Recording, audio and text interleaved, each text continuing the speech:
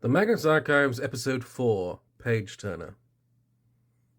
I feel like I'm being flirted with. We're introduced to a bunch of spoilers, all of them. We're introduced to Jarrett and his lovely mother, and the books and Leitner and all that nonsense. The important part, the really important part, everything else can go. It's all going to pop up again. We don't need to worry about it. So there's the guy that's giving a statement, and he's got a book, which is spooky. So he says something to the effect of, like, I would have given him, Jarrett, the book for free, just given it to him. But he says, but for some reason I didn't feel like that would count. Oh, I'm so happy. Because I was worried that this is just going to be, it's like, oh, some knowledge doesn't want to be known, kind of like forbidden knowledge sort of a thing. Nah, but it's not. It's some knowledge doesn't want to be known by you.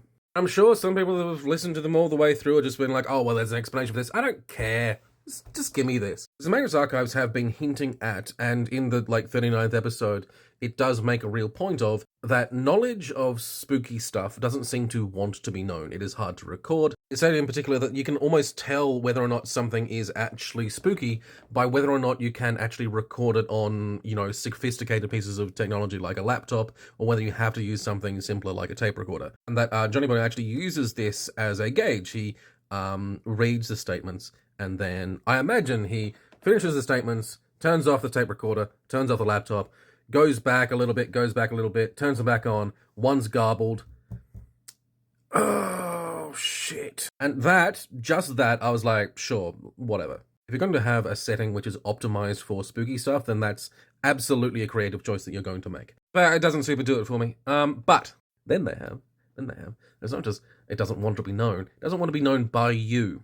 The idea of knowledge having power and kind of semi-intent is relatively common to a lot of magic systems. In Terry Pratchett, libraries, for example, can often become semi-sentient. Ook. And the idea of something that has a lot of power ultimately becoming sentient itself, and then knowledge then being power, becoming etc, etc, etc. Now, obviously, a big subject with these kinds of magic systems is going to be books, going to be magical tomes, grimoires, etc, etc, etc. Okay, so let's just... here's how I would write this. There is a god of secrets, not a god of all knowledge, there's a god of secrets. Not like secrets and lies, just secrets. There are a whole bunch of secrets, whole categories. They're not just forbidden knowledge, it's just knowledge that's not for you.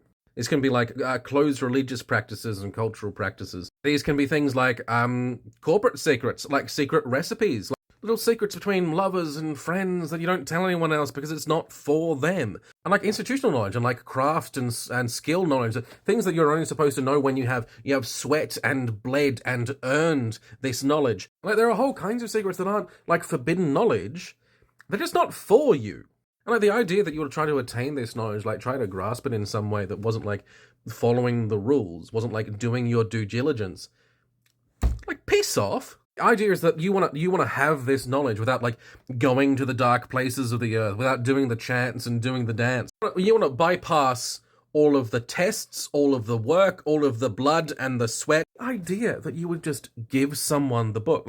The book is honestly fine with being sold and accepted and an official sort of a thing. It's even kind of alright with being burned. That's one thing. But to be given away, piss off. And the Magnus Archives, really? You want to understand all of the juicy secrets of the world through some third-hand reports? You want to try and glean the true knowledge while you're just sitting and reading something from a piece of paper?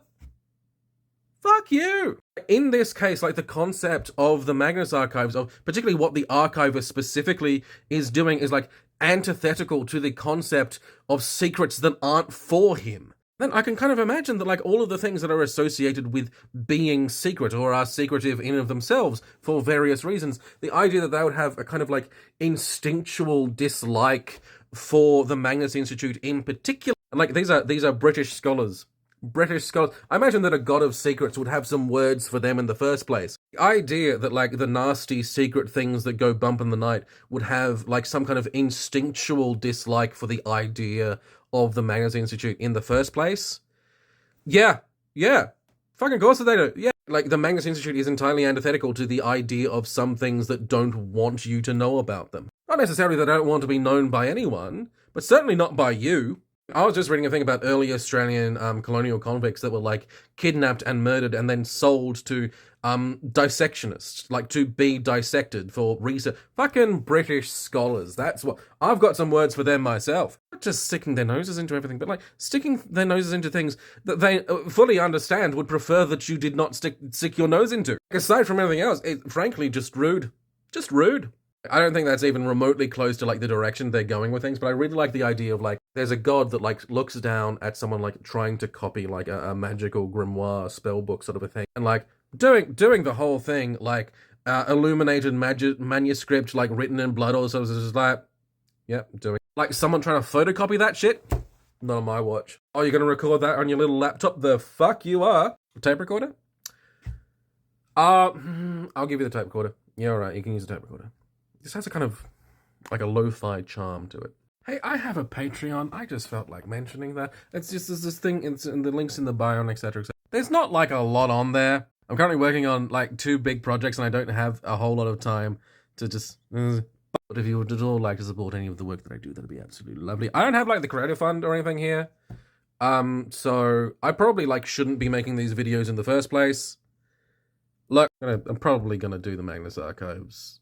Probably not all of them. I'm sure there's going to be an episode that I don't feel the need to do a whole thing on. But not yet.